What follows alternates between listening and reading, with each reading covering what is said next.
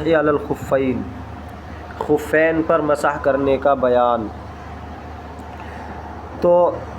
خفین پر مسح کرنا سنت ہے، سنت سے ثابت ہے،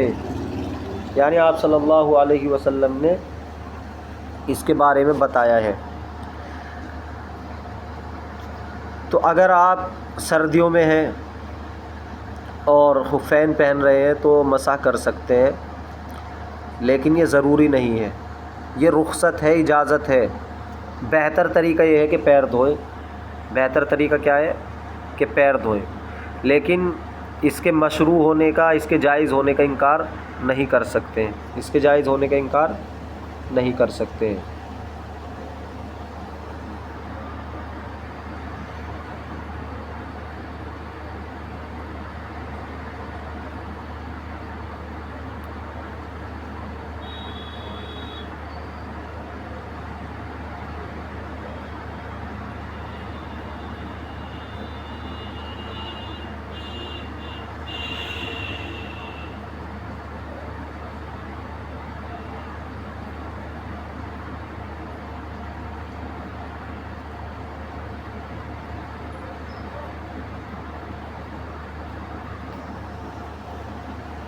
جاز بالسنتی ای بالسنت المشہورتی، جائز ہے سنت سے یعنی سنت مشہورہ سے۔ فیجوز لها الزیادۃ علی الکتاب، جائز ہے فیجوز بہا، اس کے ذریعے یعنی سنت مشہورہ کے ذریعے زیادتی کرنا، علی الکتاب کتاب اللہ پر۔ فإن موجبہ غسل الرجلین، کیونکہ اس کا موجب پیروں کو دھونا ہے، للمحدث محدث کے لیے، دون من علیہ الغسل، نہ کہ اس شخص کے لیے کہ جس پر غسل کرنا واجب ہے۔ تو جس پہ غسل کرنا واجب ہے وہ نہیں مسح کرے گا، اسے تو پیر دھونے پڑیں گے، یہ وضو کے لیے ہے۔ قیل صورتہ، کہا گیا ہے اس کی صورت یہ ہے، کس کی صورت بتا رہے ہیں اب، یہ کہ جو وضو والا ہے وہی مسح کرے گا، جنبی مسح نہیں کر سکتا، کیونکہ جو جنابت ہے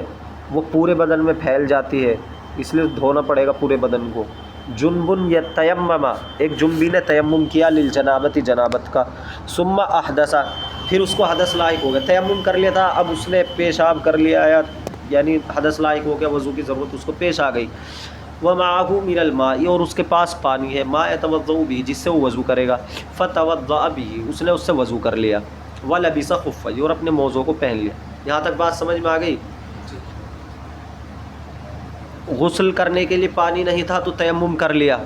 پھر وضو کی حاجت ہوئی، وضو کے لیے پانی تھا تو پانی سے وضو کر لیا، تو اب غسل کا تو تیمم کر رکھا ہے اس نے، اور حدث کے لیے اس نے وضو کر رکھا ہے، اور پھر اس نے موزے پہن لیے۔ ثم مر علی ماء یکفی للاغتسال، پھر ایسے پانی کے پاس سے گزرا کہ جو کافی ہے غسل کرنے کے لیے، ولم یغتسل، اور اس نے غسل نہیں کیا۔ تو اتنے پانی پر قادر ہو گیا تھا، غسل کر سکتا تھا لیکن غسل نہیں کیا، تو وہ جو تیمم اس نے کر رکھا تھا غسل کا وہ تو ٹوٹ گیا، کیونکہ پانی پر قادر ہو گیا۔ ثم وجد من الماء، پھر اس نے پانی پایا، ما یتوضأ به، اتنا کہ جس سے وضو کر لے، فتیمم ثانیا، پھر دوبارہ اس نے تیمم کر لیا۔ تیمم کیوں کر لیا؟ کیونکہ پہلے اتنے پانی پر قادر ہو گیا تھا کہ غسل کر سکتا تھا، اس نے نہیں کیا تھا، تو تیمم ٹوٹ گیا تھا، لیکن اب دوبارہ سے جو پانی پا رہا ہے وہ اتنا ہے کہ صرف وضو کر سکتا ہے، تو تیمم تو کرنا پڑے گا غسل کے لیے، کیونکہ وہ تیمم اس کا ٹوٹ چکا ہے۔ للجنابت، ثانیا للجنابت، فإن احدث، اب پھر اس کو حدث لاحق ہو گیا، بعد ذلك توضأ، تو وضو کرے گا، ونزع خفیہ، اور اپنے موزوں کو اتارے گا۔ کیوں اتارے گا؟ اس لیے کہ وضو کر کے جو اس نے موزے پہنے تھے اس کے بعد اس کا تیمم ٹوٹ گیا تھا، غسل والا تیمم ٹوٹ گیا تھا، تو تیمم ٹوٹنے کی وجہ سے اب جنابت گویا کہ اس کے پورے بدن میں پھیل گئی تھی۔ اب اگر یہ وضو کرنا چاہتا ہے تو اس کو موزے اتارنے پڑیں گے، موزوں پر تو اس کو مسح کی اجازت نہیں ہوگی۔ خطوطاً باصابع منفرجۃ، کھینچتے ہوئے، باصابع، انگلیوں کو، منفرجۃ، اس حال میں کہ وہ کھلی ہوئی ہوں، کھلی ہوئی انگلیوں کو کھینچنے کے ذریعے، تو اپنے پیر کے آگے انگلیوں کو اس طرح رکھے گا، پیر کی انگلیوں کے سرے پر ہاتھ کی انگلیوں کو کھول کر اس طرح رکھے گا اور اوپر کو کھینچے گا۔ یبدأ من اصابع الرجل، پاؤں کی انگلیوں سے شروع کرے گا، الی الساقط، پنڈلی تک جائے گا ایسے، ھذا صفت المسح علی الوجہ المسنون، یہ مسح کی صفت ہے سنت طریقے پر۔ فلو لم یفرج الاصابع، پس اگر اس نے انگلیوں کو نہیں کھولا، لیکن مسح مقدار الواجبی، لیکن اس نے واجبی مقدار کا مسح کر لیا۔ اصل تو طریقہ یہ تھا کہ انگلیوں کو اس طرح کھول کر پیروں کے اوپر رکھ کے پنڈلی تک لے جانا چاہیے تھا، لیکن اس نے ایسے نہیں کیا، بلکہ انگلیوں کو بند کر کے اس طرح ملا کر پھر لے جا رہا ہے، اس طرح موزے پہ رکھ کے پنڈلی تک اس طرح کھینچ کر لے جا رہا ہے، اور جو واجبی مقدار ہے اس نے اس کا مسح کر لیا، جتنا مسح کرنا ضروری ہے اتنا کر لیا اس نے، تو یہ بھی جائز ہے۔ وَإِن مَسَحَ بِإِصْبَعٍ وَاحِدَةٍ، اور اگر ایک انگلی سے مسح کیا، ایک انگلی لی پانی میں ڈبائی، اس طرح مسح کیا، پھر دوبارہ ڈبائی، اس طرح مسح کیا، یعنی جہاں پہلے کھینچی ہے انگلی اس سے الگ یہاں کھینچ دی، پھر تیسری مرتبہ میں اس سے الگ یہاں پر کھینچ دی اس طرح،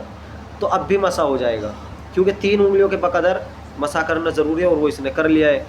وَإِن مَسَحَ بِإِصْبَعٍ وَاحِدَةٍ، اور اگر ایک انگلی سے مسح کیا، ثُمَّ بَلَّهَا، پھر اس کو تر کیا، وَمَسَحَ ثَانِيًا، اور دوبارہ مسح کیا، ثُمَّ هَكَذَا، پھر اسی طرح تبارہ مسح کیا، جاز ایضا، تو یہ بھی جائز ہے۔ ان مسح کل مرۃ، اگر وہ مسح کرے ہر مرتبہ، غیر ما مسحہ قبل ذلک، اس جگہ کے علاوہ کا کہ جس کا وہ مسح کر چکا ہے اس سے پہلے، تو ہر انگلی میں الگ الگ جگہ کا مسح کرنا پڑے گا، ایسے نہیں کہ ایک جگہ 3 مرتبہ انگلی پھیر لی، پھر 3 انگلی کے بقدر کہاں مسح رہا۔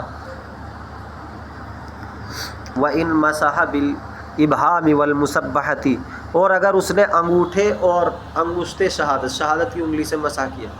اس طرح مسح کیا انگوٹھے سے اور شہادت کی انگلی سے، اور دونوں کھلے ہوئے ہیں، تو اب بھی جائز ہے۔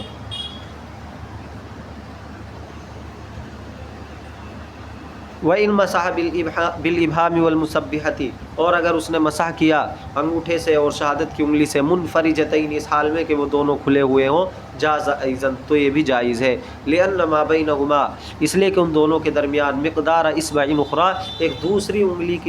کے بقدر مقدار ہے، ایک دوسری انگلی کی مقدار ہے، بیچ میں جب کھول کر رکھے گا تو ظاہر سی بات ہے ایک انگلی کی جگہ بچے گی، اس طرح۔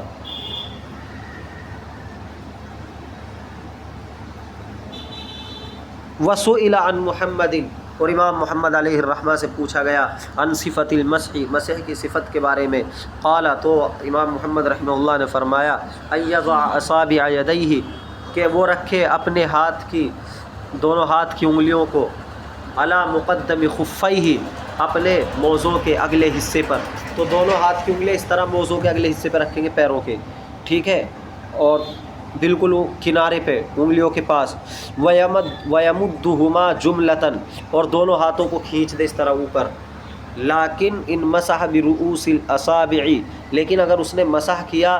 انگلیوں کے سروں سے، یہ انگلیوں کے سرے ہیں، صرف ان سے مسح کیا اس طرح، وَجَافَ اصول الاصابع، اور انگلیوں کے جڑوں کو علیحدہ رکھا، یعنی یہ جو جڑ ہے انگلیوں کی، ایک طریقہ تو یہ تھا کہ اس طرح کرے، تو اب جڑ بھی لگی ہوئی ہے موزے سے اور اس کے کنارہ بھی لگا ہوا ہے شروعات کا، ایک طریقہ یہ کہ صرف رؤوس یعنی پوروے لگائے اس طرح، اور جو یہ جڑ ہے انگلیوں کی یہ نہیں لگائے، اس کو علیحدہ رکھے، والکفہ، اور ہتھیلی کو بھی علیحدہ رکھے، لا یجوز، تو جائز نہیں ہے، اگر اس طرح کرے گا تو جائز نہیں ہے، بلکہ اصل طریقہ یہ ہے، اس طرح کرے گا تو جائز نہیں ہے۔ کیوں نہیں ہے؟ اس لیے کہ اس میں ضروری ہوتا ہے کہ انگلیوں کی جڑ بھی لگے، اگر انگلیوں کی جڑ نہیں لگ رہی ہے تو پھر پوروं سے پانی ٹپکتا ہوا ہونا چاہیے، جیسے آگے آ رہا ہے، الا ان یبتل من الخف، مگر یہ کہ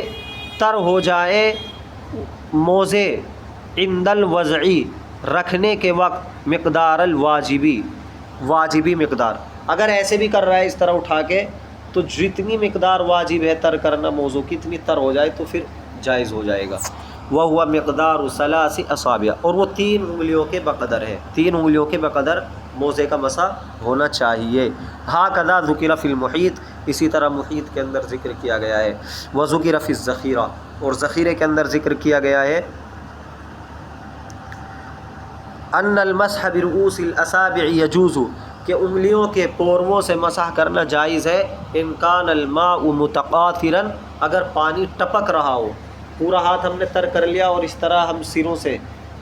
مسح کر رہے ہیں تو انگلیوں سے پانی ٹپکتا رہنا چاہیے، تب جا کر جائز ہوگا۔ ذخیرے میں بات کہی گئی ہے، لِأَنَّهُ إِذَا كَانَ الْمَاءُ مُتَقَاطِرًا، اس لیے کہ جب پانی ٹپکتا ہوا ہوگا، فَالْمَاءُ يَنزِلُ مِنْ أَصَابِعِهِ، تو پانی اترے گا اس کی انگلیوں سے، إِلَى رُؤُوسِهَا، انگلیوں کے پوروے کی طرف، فَإِذَا مُدَّ، بس جب وہ کھینچا جائے گا ہاتھ کو، كَأَنَّهُ أَخَذَ مَاءً جَدِيدًا، تو گویا کہ ایسا لگے گا کہ اس نے نیا پانی لیا ہے، کیونکہ اوپر سے ٹپک رہا ہے، پوروں میں آ رہا ہے،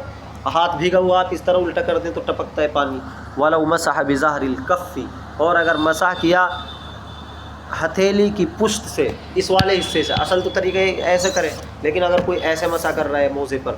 تو یہ بھی جائز ہے۔ لیکن السنۃ بباطنها، لیکن سنت طریقہ یہ ہے کہ باطن کف سے کرے، ہتھیلی کی طرف سے کرے، نہ کہ اس کے باہر سے۔ وَقَذَا إِنِ ابْتَدَأَ مِنْ طَرَفِ السَّاقِ، اسی طرح اگر شروع کر دے ساق یعنی پنڈلی کی طرف سے، کرنا تو یہ چاہیے تھا کہ پیر کی انگلیوں سے پنڈلی کی طرف لے جانا چاہیے تھا، لیکن وہ الٹا لا رہا ہے، پنڈلی کی طرف سے پیر کی طرف آ رہا ہے، تو یہ بھی جائز ہے۔ وَلَوْ نَسِيَ الْمَسْحَ، اور اگر مسح کرنا بھول گیا، وَأَصَابَ الْمَطَرُ، اور بارش پہنچ گئی، ظاہر خفیہ، اس کے موزوں کے ظاہری حصے تک، مسح تو کیا نہیں اس نے، لیکن بارش پڑ گئی اور اس کے موزے کا ظاہری حصہ بارش کی وجہ سے تر ہو گیا، گیلا ہو گیا، پانی آ گیا اس پر، حصل المسح، تو مسح حاصل ہو جائے گا۔ وَقَذَا مَسَحُ الرَّأْسِ، اسی طرح سر کا مسح، مسح الرَّأْسِ، سر کا مسح بھی ہو جائے گا اس طرح، بارش میں کھڑے ہو گئے، سر کا مسح نہیں کیا تھا تو وہ تر ہو گیا، سر مسح ہو گیا۔ وَقَذَا، اسی طرح لَوْ مَشِيَ، اگر وہ چلا، لَوْ مَشَا، اگر وہ چلا فی الحشیش، گھاس میں، فَابْتَلَّ، تو تر ہو گیا، ظاہر خفیہ، اس کے موزوں کا ظاہری حصہ، تو گھاس کے اوپر پانی پڑا ہوا تھا بارش کی وجہ سے، اب وہ اس پہ چلا ہے تو اس کے موزے کا ظاہری حصہ تر ہو گیا ہے، تو اس سے بھی مسح ہو جائے گا۔ وَلَوْ بِالطَّلِّ، اگرچہ شبنم کی وجہ سے ہو، جو اوس پڑی رہتی ہے صبح صبح، اگر اس میں چلا ہے اور موزے پہنے ہوئے ہے، باقی وضو اس نے کر لیا ہے، صرف موزوں کا مسح باقی تھا اور اس میں چل گیا تو اس کا مسح ہو جائے گا۔ ہوا صحیح، یہی صحیح ہے۔ چلو بھائی یاد کرو۔